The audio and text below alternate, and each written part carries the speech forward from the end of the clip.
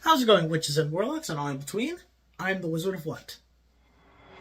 We've all seen those movies where the first film is absolutely fantastic, but then gets worse and worse with every installment. You know what I mean, your Hobbits, your Jurassic Parks, your Transformers, you know, that stuff. But Mission Impossible is surprisingly one of those films where it has the opposite effect.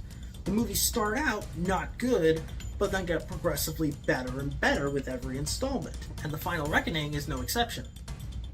Kinda. A big reason for that is that they pick actors who have natural charm and charisma, like Jeremy Renner, Henry Cavill, Haley Atwell, Angela Bassett. If you've seen my Death of a Unicorn review, you know how much I really like Angela Bassett. And of course, the amazing stunts that Tom Cruise does. I mean, clinging onto the side of a building, holding onto a plane, taking off without a harness. Final Reckoning has a lot of those cool stunts. Like, we've all seen the IMAX poster where it's Tom Cruise on an upside down plane, which is super cool. Like, those stunts are really cool. However, there are a few things about the movie that hold me back from calling it a great film, like Fallout or Ghost Protocol. One of the biggest problems for me is that it feels like a legacy sequel. What I mean by that is that there are a lot of callbacks in this movie, and a lot of the time they feel distracting. Like, Final Reckoning isn't a sequel to the first film in the same way that Beetlejuice is a sequel to the first Beetlejuice. Try saying that 10 times fast. The Mission Impossible films are a long-running franchise. I mean, the longest they've ever gone without a sequel is 6 years. So when they do a lot of these callbacks, it feels very distracting. Like, there's callbacks to, like, the first film and surprisingly Mission Impossible 3, which is pretty surprising, I'll admit. But even so, like, these callbacks are like all throughout the film, and they just didn't impress me. Another big issue I do have is that the film feels way too long. And look, I get it, it's the end game of the Mission Impossible films. You gotta have a long runtime, but the problem is the pacing. There are points in the movie where you really feel the runtime and how long it is. Like, for some reason, I thought the submarine part was pretty boring. I feel it went on too long. It was dark and not very nice to look at, but I could be alone on that. But those are really my big issues with the movie, and they are pretty big, but it's definitely a lot better than the first 3 films. Well, 1 and 3 at least. I still enjoyed the second one. I will say, one of the many aspects of this franchise that really surprised me was Simon Pegg as Benji.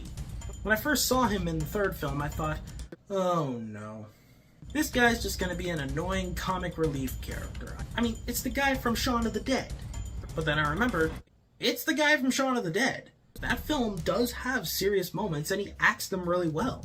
And in this film, yeah, he is the main one making all the jokes, but when they're not funny, they're not painfully unfunny. He may be the comic relief, but he takes his job seriously.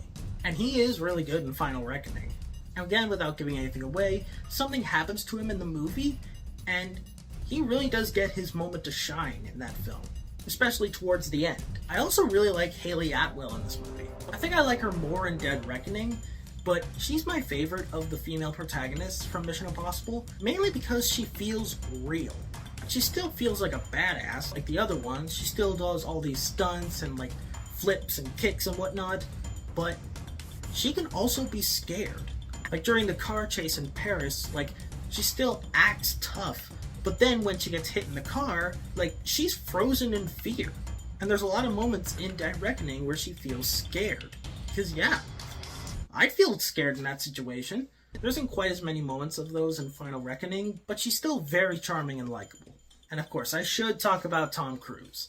Yeah, Tom Cruise has had some stinkers in the past, but recently he's kind of been on a roll with Dead Reckoning and Top Gun Maverick. Yeah, Top Gun Maverick was one of my favorite films of 2022, and a lot of that is because of him.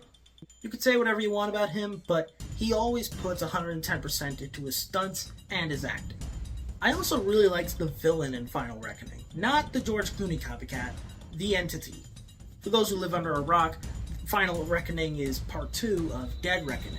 Those 2 films have the same villain. And the Entity is kind of like if Ultron stayed an AI and took over the world digitally. It's my favorite villain in the franchise because of its relevancy. Everybody and their dog knows about AI and how some people in Hollywood are trying to use AI. That's why the writers and the actors went on strike in 2023. So seeing that AI is the villain in this movie feels really good because, yeah, I'm not pro AI in using movies. I never have been, never will be.